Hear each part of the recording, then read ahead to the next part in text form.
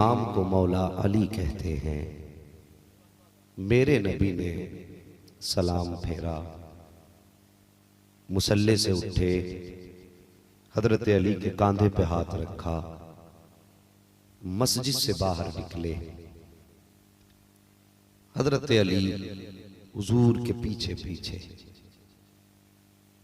नबी आगे आगे, अली बोलो अली पीछे पीछे। मैंने ये नहीं कहा अली साथ में करवट में या बराबर में, अली पीछे पीछे। अदब सीखो सहाबा से नबी का।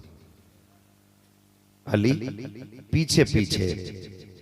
आखिर वो दरवाजा आ गया जिसे दुनिया सैयदा तय्यबा ताहिरा आबिदा जाहिदा हजरत फातिमा ज़हरा की चौखट कहती है। वो दरवाजा आया। मेरे नबी ने हजरत अली से फरमाया, अली जी या रसूल अल्लाह का दरवाजे पे खड़े रहना। आका जी जो हुक्म मेरे सरकार का। खड़े हो गए। जब तक मैं इजाजत न दूं अंदर मत आना।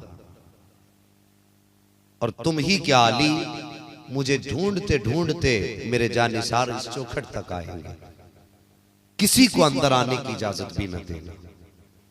अल्लाह अकबर। मेरे नबी अंदर गए। हजरत फातिमा ज़हरा अपनी गोद में एक शहजादे को लेकर के बैठी है, और वो शहजादा कोई और नहीं, करबला का ताजदार हुसैन है। अल्लाह अकबर। मेरे नबी गए, फरमाया फातिमा बता तो सही ये शहजादा कैसा लगता है। इतनी बात सुनी सैयदा फातिमा ने कहा था, बाबा जब पहली नजर डाली थी तो चेहरे से नबी लग रहा था, दूसरी नजर डाली तो जलवों में अली लग रहा था। मेरे नबी गए, फरमाया लाओ फातिमा ये शहजादा मुझे दे दो। अब सरकार ने शहजादे को गोद में लिया और सैयदा के आंगन के चक्कर लगा रहे हैं, इधर से उधर, इधर से उधर, इधर से उधर। अल्लाह अकबर। करबला का ताजदार पैदा हुआ है। उधर अर्शों पे ऐलान हो गया, फरिश्तों मेरे महबूब का नवासा पैदा हो चुका है, नवासा पैदा हो चुका है। जाओ मुबारकबाद देने के लिए। जिब्रील अमीन आने लगे। रब इजाजत है जी, जाइए इजाजत है। जिब्रील अमीन आने लगे। फरिश्तों ने पूछा था जिब्रील किधर जा रहे हो? का मुस्तफा का नवासा पैदा हुआ है, मुबारकबाद देने जा रहे हैं। तब फरिश्तों ने कहा था जिब्रील रब से इजाजत ले लो, क्या हम भी मुबारकबाद देने जा सकते हैं? जिब्रील ने फरिश्तों के लिए इजाजत ली है। अब जब इजाजत फरिश्तों को मिली है ना, तो सारे फरिश्ते जश्न मनाते हुए नीचे की तरफ चले। अल्लाह अकबर। फरिश्ते आ रहे हैं, लेकिन एक फरिश्ता ऐसा भी था जो आसमानों के ऊपर ऐसा था कि जिसके पैर भी न थे, पर भी न थे, अपाहिज पड़ा हुआ था। उसने जाते हुए पूछा फरिश्तों किधर जा रहे हो? किसी ने कहा मुस्तफा के एक शहजादी की चौखट पे जा रहे हैं, नबी का नवासा पैदा हुआ है, मुबारकबाद देने के लिए जा रहे हैं। उसकी आंख में आंसू आए। उसने कहा था अगर काश मेरे भी पर होते, मैं भी जाता, इजाजत ले ली जाती, मैं भी जाता, मुबारकबाद पेश करता। अल्लाह अकबर। इसने रो के इतना कहा, जिब्रील अमीन की नजर पड़ी। आपने फरमाया क्यों रो रहे हो? उसने कहा जिब्रील मेरे लिए भी इजाजत ले लो। तुम किधर जा रहे हो? कहा फातिमा की चौखट पे जा रहे हैं। अल्लाह अकबर। किस लिए कि नवासा पैदा हुआ है। उस वक्त का आलम यह था, बाज़ मुअर्रिखीन ने इन अल्फाजों में लिखा है कि उस वक्त उस फरिश्ते ने कहा था कि जब उनकी चौखट पे जाओगे तो वहां नवासे की खैरात भी लुटाई जाएगी। अगर दुनिया में किसी का बेटा पैदा होता है तो वह अपनी औलाद की खैरात लुटाया करता है। जब मुस्तफा का नवासा पैदा हुआ है तो उनके दर से खैरात भी दी जाएगी, कर रब से इजाजत लेना पड़ेगी। जिब्रील ने पूछा है ए परवरदिगार, क्या महबूब की चौखट से खैरात भी लुटाई जाएगी? हाँ खैरात भी लुटाई जाएगी। जिब्रील कहते हैं मालिक तेरा एक फरिश्ता है जो अपाहिज पड़ा हुआ है, ये भी जाने की इजाजत चाहता है। अल्लाह अकबर। रब ने इजाजत मरहमत फरमा दी है। अब फरिश्ता इसको भी गोद में लेकर के आया, हजरत फातिमा ज़हरा के आंगन में ला के रख दिया है। अब सारे फरिश्ते तो खुशियों में मुबारकबाद दे रहे हैं, लेकिन इस फरिश्ते की आंख में आंसू थे। मेरे नबी की चश्मा ने नबुव्वत उठी है और इस फरिश्ते के चेहरे पे पड़ जाती है। परस्ती आंखें उस नबी ने देखी जो जानवरों को रोता हुआ देख करके बर्दाश्त नहीं कर सकता। फिर वो फरिश्ते की आंख के आंसू कैसे गवारा कर सकता था। मेरे नबी फरमाते हैं जिब्रील इस फरिश्ते की आंख में आंसू क्यों है? अल्लाह अकबर इतनी बात कही थी। जिब्रील अमीन कहते हैं सरकार एक दिन ये आसमानों पर था, इसने जमीन की तरफ झांक करके देखा, अल्लाह का एक बंदा ऐसा था जिसके पैर मौजूद न थे, वो जमीन पर करवटों के जरिए चल रहा था। इसकी जबान से जुमला निकला, काश ऐसी जिंदगी से तो मर जाना बेहतर था। जैसे इसने इतना कहा है, रब को इसका जुमला इतना नापसंद आया कि परवरदिगार ने इसको अपाहिज बना दिया था, इसको अपाहिज बना के डाल दिया। आज कई सौ बरस गुजर चुके हैं, ये इसी हाल में पड़ा हुआ है, इस सजा में मुब्तला है। मेरे नबी ने नजर करम फरमाई है, आका फरमाते हैं आज बता तू क्या चाहता है? उस फरिश्ते ने कहा था महबूब सुना के आपकी चौखट से कोई खाली नहीं जाता है, और आज तो नवासे की खैरात लुटाई जा रही है। सरकार मैं ये चाहता हूँ मेरी खता माफ कर दी जाए, मुझे पर और पैर दे दिए जाए। मेरे नबी ने इतना सुना है, यूं निगाह उठाई है आसमान की जानिब, कहते मेरे मालिक तेरा फरिश्ता चाहता है कि इसको आज हसनैन अपने हुसैन की खैरात दे दूं। अल्लाह अकबर इतनी बात कही थी, इतने में रब ने फरमाया था ए महबूब फिर पूछने की जरूरत क्या है? अल्लाह अकबर, रब ने फरमाया ए महबूब अपने नवासे का हाथ पकड़ ले और इसके बदन पे लगा दे, बस इतना करना था। हुसैन का हाथ लगा है, वो फरिश्ता उठ के खड़ा हो जाता है और बस ज़बान हाल कह रहा था कौन देता है? देने को मुंह चाहिए, देने वाला है सच्चा हमारा। नारे तकबीर, नारे रिसालत, या गौस शहीदान करबला, नारे तकबीर, नारे रिसालत। अल्लाह अकबर, ये शान वाला शहजादा पैदा हुआ। और लोगों पैदाइश के वक्त ही शहादत की खबर भी सुना दी गई। अगर डॉक्टर हमसे ये कहते जो तुम्हारा बच्चा पैदा हुआ है उसके दिल में सुराख है, ये चंद दिन का मेहमान है, हम कौन सा जतन नहीं करते, कौन सी कोशिश नहीं करते अपने बच्चे को बचाने के लिए। हर दर पे जाते हैं, हर चौखट पे जाते हैं, हर डॉक्टर से जाके मिलते हैं। नतीजा ये होता है माँ बाप यहां तक कह डालते हैं डॉक्टर अगर मेरे दिल की जरूरत पड़े तो ले ले, मेरे बेटे की जिंदगी बचा दे। यह है औलाद से मोहब्बत का मामला। और फिर मेरे नबी अल्लाह अकबर, और फिर उनका नवासा हुसैन। मेरे नबी ने फरमाया था अल्लाह ने हर नबी की जुर्रियत और औलाद को उसकी पुश्त में रखा, लेकिन मेरे रब ने मेरी औलाद को मौला अली की पुश्त में रखा है। हाँ, इन्नल्लाह ताला जाला जुर्रियत कुल्ल नबिय्यिन फी सुल्बिही व जाला जुर्रियती फी सुल्बि अली इब्न अबी तालिब। मेरी औलाद को अली की पुश्त में रखा। नबी ने फरमाया अब जो अली और फातिमा का होगा वो मुझ मोहम्मद का बेटा होगा। तो वो शहजादा शहादत की भी खबर मिली, बताया जिब्रील ने आका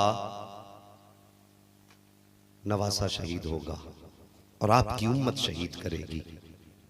नबी चाहते उसी वक्त हाथ उठा देते और नबी के हाथ उठ जाते। तुम्हें क्या लगता है फिर करबला मारिज़ वजूद में आता? इजाबत ने झुककर गले से लगाया, बड़ी नाज से जब दुआए मोहम्मद। नबी की जबान से जुमले निकले और पूरे ना हो, लेकिन मेरे नबी ने पूरी दास्तान सुनने के बाद बस यही दुआ की थी, या अल्लाह मेरे हुसैन को सब्र भी देना, इसका अजर भी देना है। ये नहीं कहा था करबला की प्यास से बचा दे।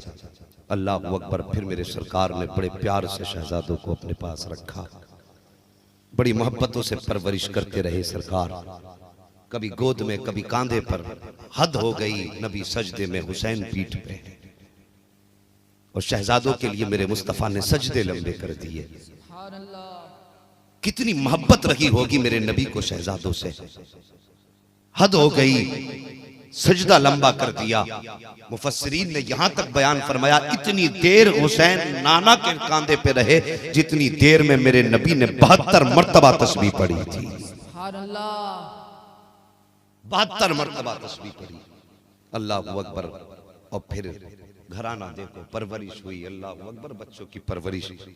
हम अपने बच्चों को किस तरीके से पालते हैं और फिर उनका घराना देखो किस तरीके से बच्चे पाले जा रहे हैं।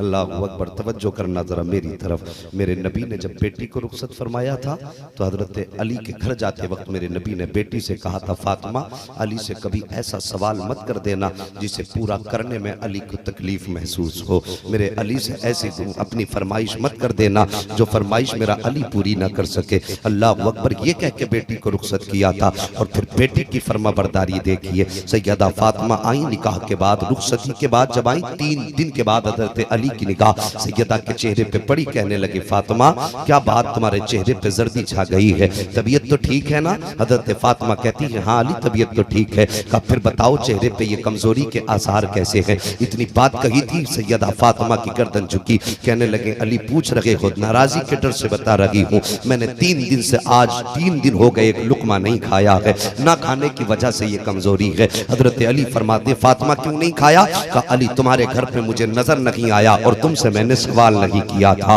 अल्लाह अकबर। हजरत अली कहते हैं, फातिमा मांग लिया होता, बता तो दिया होता। हजरत फातिमा की आंख में आंसू आए। कहने लगी, अली अगर मैं तुमसे रोटी का सवाल कर देती और कल कयामत के दिन मेरा रब मेरे बाप के सामने मुझसे कहता, फातिमा तू तो 3 दिन का फाका ना बर्दाश्त कर सकी, तूने फाके की अपने अली से शिकायत कर दी थी, तो अली मैं अपने रब को अपने बाप के सामने कौन सा जवाब दूंगी? और अगर ये सवाल कयामत में हो जाता फिर मेरे बाप की तो शर्म से गर्दन ही झुक जाती। अल्लाह अकबर। ये बेटी है फातिमा तो ज़हरा, इनके घराने का मामला तो देखिए। तेरी नस्ल पाक में है बच्चा बच्चा नूर का, तू है आयने नूर, तेरा सब घराना नूर का। अल्लाह अकबर। हसनैन करीमैन बीमार हो जाते हैं, दोनों शहजादे बीमार हुए। आपने दोनों ने हजरत अली और हजरत फातिमा ने मन्नत मानी कि अगर बेटे ठीक हो गए तो रोजे रखेंगे 3-3। ये मन्नत मानी गई। अल्लाह ने शहजादों को शिफा अता फरमाई और फिर उसके बाद 7 वही नाजिल फरमा दी, महबूब इनसे कह दो कि ये अपनी नजर पूरी करे। जब नजर पूरी करने का हुक्म आया, अली के घर के अंदर खाने का कोई सामान मौजूद नहीं था, कोई सामान मौजूद ना था। अल्लाह अकबर। नतीजा ये था कि कुछ जतन करके हजरत अली थोड़ा सा जो लाए और फरमाया, फातिमा इसका आटा तैयार करना है। और आटे के 3 हिस्से किए गए हैं। 3 दिन के इफ्तार का इंतजाम किया गया। पहला रोजा रखा गया खजूर खा करके। जब इफ्तार का वक्त आया, हजरत फातिमा तो ज़हरा ने रोटी बनाई है। जैसी रोटी बना करके दस्तरखान पे रोटी रखी, इतने में दरवाजे पे आवाज आ जाती है कोई नबी के घराने में जो मुझे खाना खिला दे। अल्लाह अकबर। इतनी बात सुनी ना हजरत अली ने तो वो दस्तरखान के अपने हिस्से की रोटी उठा के लेके चले। जैसी लेके चले, सैयदा फातिमा कहती है, अली सिर्फ अपना हिस्सा लेके जा रहे हो, लो फातिमा का भी हिस्सा लेकर के चले जाओ। जब इतनी बात कही है, उधर शहजादे भी आगे रोटी रख के बैठे थे, इनका भी तो फाका था, इन्होंने अपने आगे की रोटी उठा दी है कि जब अली लुटा सकते हैं, फातिमा लुटा सकती है, तो फिर हसनैन भी तो आगे का खिला सकते हैं। शहजादों ने भी खाना उठा के दे दिया है। अल्लाह अकबर। उस दिन की इफ्तार भी पानी से कर लिया गया है। फिर दूसरा दिन आया, इसी तरह खजूर खा करके रोजा रखा गया। अगले दिन आया है, शहजादे बातें कर रहे हैं, आज तो इंशाअल्लाह रोटी खाएंगे, आज पेट भरेगा। हजरत फातिमा ने फिर रोटियां तैयार की हैं। जैसी दस्तरखान बिछाया गया है, इतने में फिर दरवाजे पे दस्तक हो जाती है। इधर शहजादे देखो सूरज के डूबने का इंतजार कर रहे हैं, उधर दरवाजे पे साइल आके कहता है, नबी के घर वालों भूखा हूँ, खाना खिला दो। अल्लाह अकबर। इतनी बात कही थी। फिर अली अपने हिस्से का लेके चले हैं। 7 पूरे घर ने उठा के दे दिया है। ये इनके घर की सखावत है। 3 दिन इसी तरह होता रहा। जब तीसरा दिन आया है, उसके बाद जब 3 दिन के रोजे मुकम्मल हो गए हैं, हजरत अली कहते हैं, फातिमा चलो बाबा के पास चलते हैं, तुम्हारे जाने के बाद उनसे बताएंगे कि हमने खुदा का शुक्र है 3 रोजे मुकम्मल कर लिए हैं। अल्लाह अकबर। जब ये गया है काफिला मुस्तफा की चौखट पर, मेरे नबी दूर से देख के मुस्कुराने लग जाते हैं। जैसे करीब पहुंचे हैं, कहते हैं, या रसूल अल्लाह खुदा का शुक्र है रोजे मुकम्मल कर लिए हैं। मेरे नबी फरमाते हैं, जब पूरी दास्तान सुनी है, अली बताओ कि तुम्हारे दरवाजे पे जो फकीर आता रहा है वो किस गली का रहने वाला था, किस शहर का रहने वाला था, क्या तुमने कभी पहले भी देखा है? हजरत अली कहते हैं, या रसूल अल्लाह हमने कभी पहले नहीं देखा है। मेरे सरकार फरमाते हैं, अली परेशान क्यों होते हो? जो तुम्हारे दरवाजे पे आता रहा वो कोई साइल ना था, बल्कि जो पहले दिन आया था वो जिब्रील अमीन था, जो दूसरे दिन आया था वो मीकाईल थे, जो तीसरे दिन आए थे वो इसराफील थे। या रसूल अल्लाह किस लिए? अली ये सिर्फ मेरे घर का इम्तिहान था, मुबारक हो अली, तुम भी कामयाब हो, मेरी फातिमा भी कामयाब। सुभान अल्लाह, अल्लाहु अकबर, या रसूल अल्लाह जिंदाबाद। हाँ साहिब, करबला वालों से प्यार करो, इनकी सखावत तो देखो, खुदा की कसम। अल्लाह अकबर। बता दूं जरा मेरे नबी की शहजादी की सखावत, ये फाकिर रहे और फिर लुटाने का आलम देखो। आता है फकीरों पे उन्हें प्यार कुछ ऐसा, खुद भीख दे और खुद कहे मंगते का भला हो। मस्जिद नबी है, एक आया एराबी जिसने नया नया कलमा पढ़ा है, अभी इस्लाम में दाखिल हुआ है। आने के बाद कहता है या रसूल अल्लाह। कहा जी, कहा मैं कबीले बनु सुलैम से हूँ, पूरे कबीले में सिर्फ मैंने ही कलमा पढ़ा है। आका फरमाते बताओ क्या हालात हैं? कहते सरकार जैसी मेरे हालात हैं वैसी मेरे घर के हालात हैं। कहा कैसे हालात? कहा हुजूर मिल जाता है तो खा लेते हैं और नहीं मिलता है तो फिर सब्र करके सो जाया करते हैं। फिर उसके बाद आने वाले ने कहा था या रसूल अल्लाह, आज कई दिन का फाका है, मेरे लिए कुछ इंतजाम फरमा दे, मैं बड़ा गरीब हूँ। मेरे नबी ने फरमाया मेरे सहाबा 350 सहाबा सामने बैठे हैं, जरा दिल थाम के बात सुनना और फिर अपने घराने के मामलात देखना। आका ने फरमाया है कोई जो इस गरीब की मदद करे?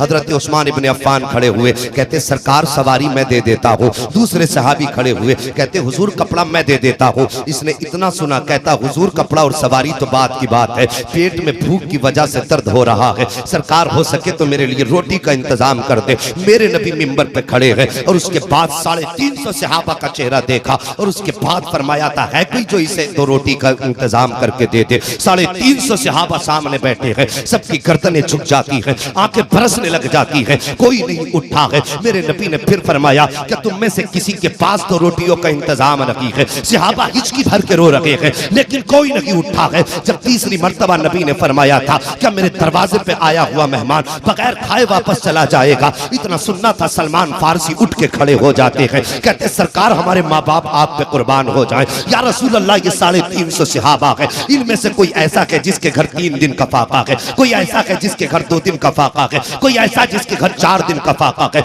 या रसूल अल्लाह, रोटी की बात तो क्या है, हुक्म देंगे तो हंसते हंसते गर्दनें कटा देंगे, मगर या रसूल अल्लाह किसी सहाबी के घर पे रोटी का इंतजाम नहीं है। मेरे नबी ने इतना सुना है, सरकार ने भी गर्दन झुकाई है। इतने में सलमान फारसी कहते हैं या रसूल अल्लाह, इस मेहमान को मेरे हवाले फरमा दीजिए, इसकी रोटी का इंतजाम मैं कर देता हूँ। इतना सुना मेरे सरकार फरमाते ठीक सलमान जैसे तुम्हारी मर्जी हो। अब सलमान फारसी ने उस मेहमान का हाथ पकड़ा है और लेकर के चले गए और किस चौखट पे लाए हैं? फिर उस चौखट पे लाए हैं जिस चौखट से आज तक कोई खाली नहीं गया है, और वो चौखट किसी और की ना थी बल्कि हसनैन की अम्मी सैयदा फातिमा की चौखट थी। आने के बाद दस्तक दी है, अंदर से आवाज आई मंदक़ल बाब, दरवाजा किसने बजाया है? कहते हैं बेटी मैं सलमान आया हूँ तुम्हारा चचा। अल्लाह अकबर। सैयदा फातिमा इतना सुनती है, कहती चचा कैसे आना हुआ? कहती बेटी तुम्हारे बाप के दरबार में मेहमान आया है, 350 सहाबा में किसी के यहाँ रोटी का इंतजाम ना था, मैं लेकर के आ गया हूँ। कहीं सरकार की बात पे कोई उंगली ना उठा सके, कहीं जाके ये ना कहे कि नबी के शहर में किसी ने रोटी नहीं खिलाई थी। कहा मैं ये सोच के लाया हूँ कि आज तक तुम्हारे दरवाजे से कोई खाली नहीं गया है। अब हजरत फातिमा का जवाब सुनना। सैयदा फातिमा कहती है चचा मेरे दरवाजे पे लेकर के आए हो, मैं अपने शहजादों को बाहर भेजती हूँ, जरा इनका चेहरा देखो, 4 दिन से मेरे बच्चों ने एक लुकमा नहीं खाया है और तुम मेहमान लेकर के आए हो, बताइए मैं खाने का इंतजाम कहाँ से करूं? इतनी बात कही थी। सलमान फारसी चुप हो जाते हैं, जैसी खामोश हुए हैं अंदर से सैयदा की आवाज आती है कि चचा। कहा जी, का मेहरबानी करो एक बात बताओ, क्या पूरे शहर में कोई रोटी नहीं खिला सकता? का बेटी अगर खिलाने वाला होता तो फिर मैं इस चौखट पे क्यों लेकर के आता? हजरत फातिमा कहती है चचा जरा कान करीब कीजिए। हजरत सलमान फारसी ने दरवाजे के करीब किया है अपने कान को। उसके बाद फातिमा कहती है चचा मेहमान कहाँ है? का बेटी मेरे पास खड़ा है। का चचा मेहरबानी कीजिए। का बेटी क्या करोगी? का इसको जरा अपने आप से दूर कर दीजिए, मुझे आपसे कुछ बात करनी है। हजरत सलमान फारसी ने मेहमान को थोड़ा दूर किया है। मेहमान कहता बताओ यार रोटी कब मिलेगी? आप फरमाते ठहर मैं इंतजाम कर रहा हूँ। उसके बाद जब सैयदा की चौखट पे हजरत सलमान फारसी आए, बेटी क्या कहना चाहती हो? इतना हजरत फातिमा ने सुना, अपनी चादर मुबारक लपेटी। लपेटने के बाद कहा चचा लो इसको दामन में छुपा लो, लेकिन इसकी खबर मेरे बाप के कानों तक ना पहुंचनी चाहिए। इतना कहने के बाद सैयदा की तरफ हजरत सलमान फारसी मुतवज्जे हुए और कहते हैं बेटी इसका क्या करना है? कहा चचा इसको भेज करके जाओ, शमून के दरबार में जाके बेचो और उससे जो का इंतजाम करके लाओ। मैं मेहमान को खाना हाथ से पका कर भी खिलाऊंगी और साथ देकर भी रुखसत करूंगी। अल्लाह अकबर। हजरत सलमान फारसी ने इतना सुना है, हजरत सलमान फारसी की आंखें बरसने लग जाती हैं, यूं चादर को देख रहे हैं। हजरत फातिमा कहती है चचा इस चादर को इतनी कभी गौर से न देखो, ये चादर कोई आम चादर नहीं है, ये वो चादर है जब रुखसत करते वक्त मेरे बाप ने मेरे सर पे रख के कहा था, ए फातिमा आज 17 पैबंदों वाली चादर ले ले, तेरा बाबा वादा करता है यहाँ 17 पैबंद की चादर ले ले, कयामत के दिन जन्नती सरदारी की चादर अता फरमा दो। सुभान अल्लाह, नारे तकबीर, नारे रिसालत, मसलके आला हजरत सरकार मुजाहिदे मिल्लत, नारे तकबीर, नारे रिसालत। अल्लाहु अकबर। हजरत सलमान फारसी ने वो चादर संभाली और दामन में छुपा के चले। मेहमान ने फिर कहा, यार कितनी देर लगेगी? उसको भूख की शिद्दत थी। आपने फरमाया, ठहर जा, इंतजाम कर रहा हूं। हजरत सलमान फारसी शमून की दुकान पर पहुंचे और जाके कहने लगे, सुन शमून, आज तक तूने पैसों के बदले में आटा दिया होगा, तूने कीमत लेकर के उजरत लेने के बाद सामान बेचा होगा, लेकिन आज से बड़ी तिजारत तूने जिंदगी में कभी नहीं की होगी।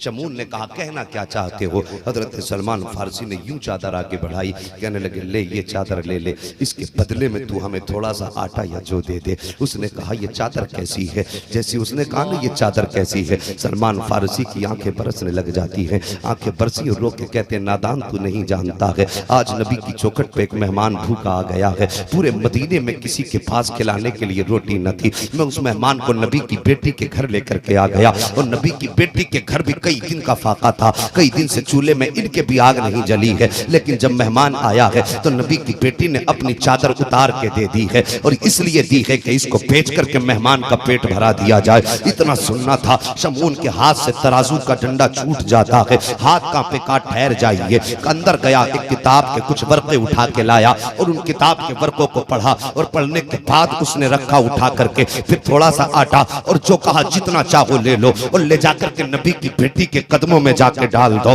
अल्लाह अकबर, ये कह के उसने नाच दिया है। और जब देख करके हजरत सलमान फारसी ने चादर भी बगल में दबाई है और आटा भी साथ लेकर के चले हैं, तो शमून पीछे पीछे चलना शुरू हो जाता है। शमून पीछे पीछे चल रहा है। जब चलते चलते आधा रास्ता तय किया है, सलमान फारसी ने कहा था, यार तू अब कहां जा रहा है, तेरा तो काम हो चुका है। तब शमून ने कहा था, सलमान सिर्फ आटा लेकर के जा रहे हो, फिर मुझे किसके सहारे छोड़ के जा रहे हो? मेहरबानी करो कि ये आटा जा करके फातिमा के कदमों में डाल दो और मुझको ले जाकर के मोहम्मद अरबी के कदमों में डाल। सुभान अल्लाह, सुभान अल्लाह, अल्लाहु अकबर, या रसूल अल्लाह, रसूल अल्लाह जिंदाबाद, अल्लाहु अकबर। हाँ साहिब, ये नबी की बेटी के घराने की सखावत है, और जिसने चादर उतार के बेटी आने वाले मेहमान का पेट भराया हो, तुम्हें क्या लगता है?